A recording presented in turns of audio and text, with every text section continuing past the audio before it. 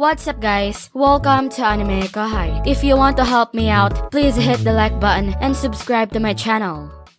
This is a humiliation. I still haven't trained enough. When the anger left her, the sadness came rushing in. I tried to calm her once more, telling her there'd be another time. Datta, meanwhile, looked pretty exhausted. I told that guy Glenda was alive, but he just wouldn't listen to me. Now that he was used to handling the power of Ranga, Rama wasn't much of a threat to him. Between Datta's sense for battle and Ranga's hyper instincts, that wolfman form was a huge upgrade. Ranga stayed conscious for it, too, apparently, keeping a honed eye out for external threats. The way they divvied up responsibilities during battle kinda reminded me of Raphael and me. No wonder they're such a force. So why did Datta have so much trouble in battle? Because he learned that Rama, his opponent, was burning to avenge Glenda's apparent death. Being a kind-hearted goblin, he couldn't find it in himself to kill him. I had asked Raphael to undo the spiritual interference in Rama's mind. He had used the power in his soul a little too much, but it looked like he'd survive. He was perfectly awake as well, and he was believing our description of how Glenda managed to survive. That should have wrapped things up, but sadly, it didn't. Well, we can't sit around for long. Judging by the intense shaking we're feeling, Milam still hasn't managed to seal away the Chaos Dragon. I really want to go help her. Rimuru, I'll go chase after Maribel. Yeah, but Yuki, Wait, you're not wounded? It healed up? Your wounds are okay? Oh, yeah, Kigali can use healing magic, so. Huh? Why is he stating that like it's an obvious fact? I thought magic didn't work on you. Oh, no, it's fine. I can turn these properties of my body on and off. I was too exasperated to reply. Yuki was giving me a breezy smile, which was so unfair. Hinata's body could purify magicules, or something like that, but she didn't have a flip switch or anything. And Auntie's skill was way more powerful than that. He could control it with that much precision. It just seemed so unfair. But ah well, I needed to address his offer. You can beat her? It'll be easy, if I don't let my guard down. I mean, being controlled like that. I can't let her go. It's a matter of pride to me. Sir Rimuru, please, said Kigali. I think Maribel is bent on destroying these ruins. In the ruins of Soma that I explored, there was a magical generator that I think was used to run the city. This area looks similar to me, and if the generator goes out of control, it could blow up the entire area around us, and I think I'm the only one who can stop that. Do you think Maribel's gonna blow it up? Supplying too much magical force to one can destabilize it, and if it hasn't been used for so long, there's no telling how it'd react. We weren't even sure if there was a generator like that in here, but if she was right, we had trouble on our hands. Do you know how those things work? I thoroughly analyzed the one in Soma. If need be, I know how to stop one. A woman with her beauty sure had a lot of impact when she gave you a serious look like that. It wasn't just because of it that I nodded at her, but I sure did feel overpowered, yeah. Okay, you take care of that. Yuki, get going. He was back to his usual breezy, aloof self, brimming with confidence. The two of them were now on Maribel's trail. Shion, Datta, guide the expedition team up and regroup with the Dark Elves. Keep them guarded. Yes, sir. What about you, Sir Rimuru? I'm gonna go back up Milam. If I don't hurry, the Chaos Dragon might start striking all of us soon. Milam was doing her best to fight back, but even a stray shot of energy would devastate us. We didn't have time to waste here, so once we decided on something, we had to move. Let me join you. No, your wounds healed on the surface, but I'm sure you're still damaged inside. Just bodyguard the team for me. All right. Reluctantly, Shion agreed. Yuki and Kigali were already on their way into the crypt. Shion and Datta had their orders. It was time to head out. Maribel was running, but she hadn't given up on winning. She had unleashed the sealed Chaos Dragon, one of the best cards in her deck. Under no circumstances could she let this operation fail. But there was still one more card to play. Deep inside the crypt, the heart of the ancient elven city, the pinnacle of the old world's magical technology was still sleeping. She had heard about it, and so she wanted to overload it with magic and bury Rimuru with it. That's the only way I'll ever defeat that monster. My strongest pawn right now is Yuki, and I'm sure he'll buy me a little time. In the meantime, I'll set that magical control reactor on the path to destruction. Yuki's reports to her included information on the ancient ruins of Soma. She knew that Amrita was a city built by a similar ancient culture. If they worked the same way, it'd be easy for Maribel to control them. Setting off a magical control reactor would cause vast amounts of magic power destruction. If she triggered it right when Rimuru and Yuki were locked in battle, she could catch them in the explosion, and they'd be caught powerless. An attack the Demon Lord Rimuru wasn't conscious of could absolutely defeat him. Maribel was certain of it.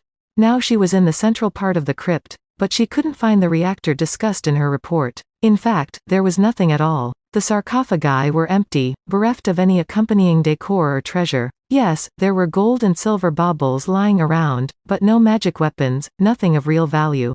That's strange. She reflexively whispered to herself. So strange. What's going on? Nobody was there to answer her, or so she thought. There's no magical control reactor in these ruins, you know. And by the way, there wasn't one in Soma, either.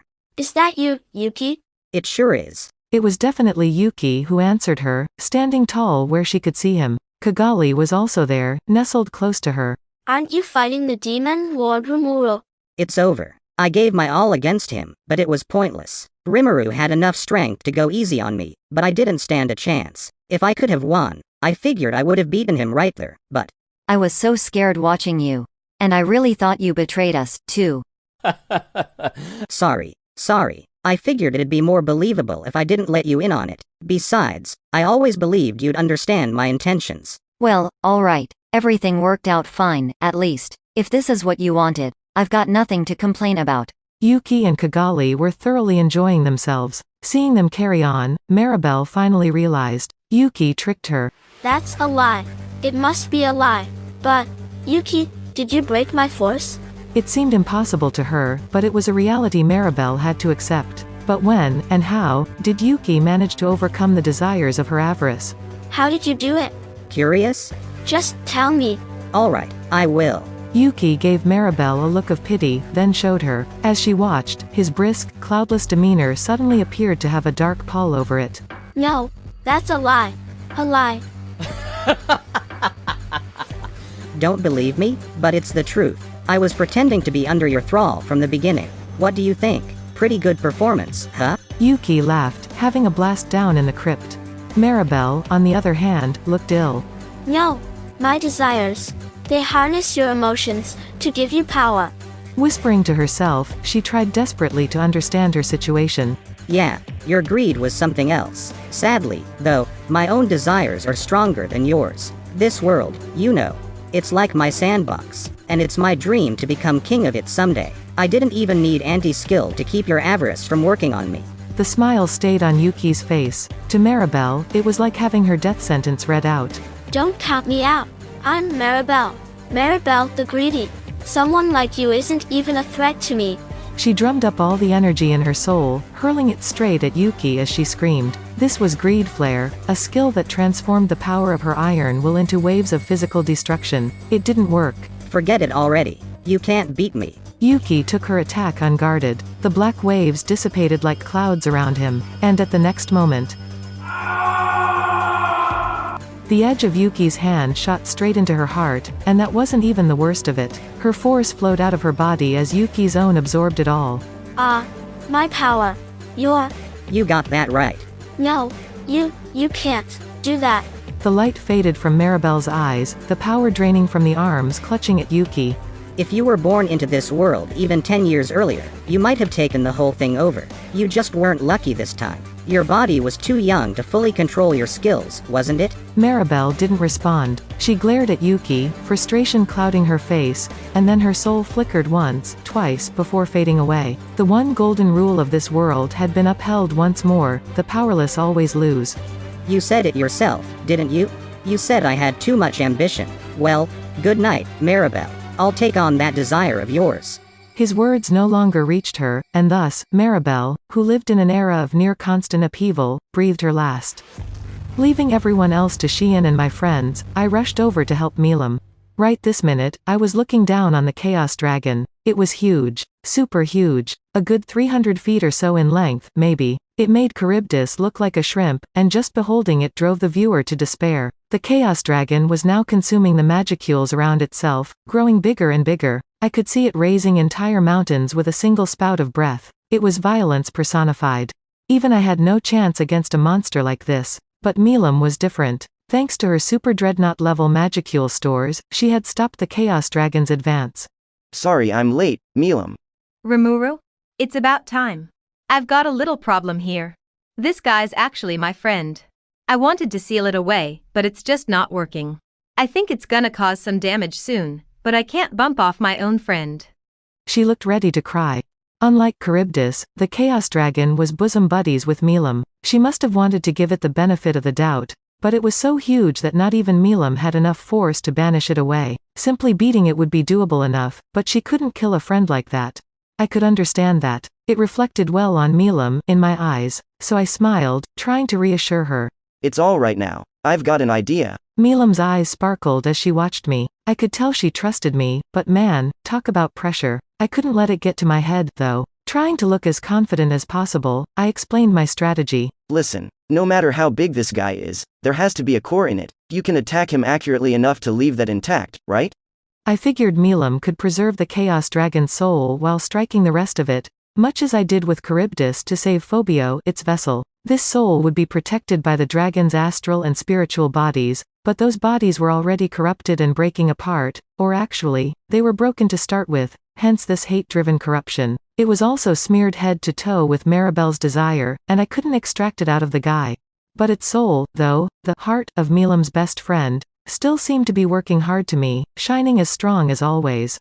But, if it's this big, it'll take a lot power to stab into it. If I mess it up, I could blow away the whole thing. I taught you how to go easy, didn't I? Your friend's trying its very best for you right now. You have to be strong for it. I couldn't let her make excuses. Momentum was key. If she starts thinking what if I mess this up? She'll fail at something she ought to succeed in. And I'll help you out, okay? Just follow my instructions and release all the magic force you've got. Yes, I told her I had a plan. I really didn't. I was just gonna rely on power here, Milam's power. But this wasn't the first time for me. I already saw it happen once, and it succeeded then. This was operating on an even huger scale, but the task before us was identical. That's it for this video, guys. Thank you for always watching my videos and supporting my channel. Shout out to Luminiseka, Night Gazer, Cradlestir, Chadvota, Fennec Foxy, Scarlet Rose 02, Sean Goings, Tatsuya Gaming, Jackie Ball, and last but not least, shout out to Craig Last. I'll see you guys in the next video.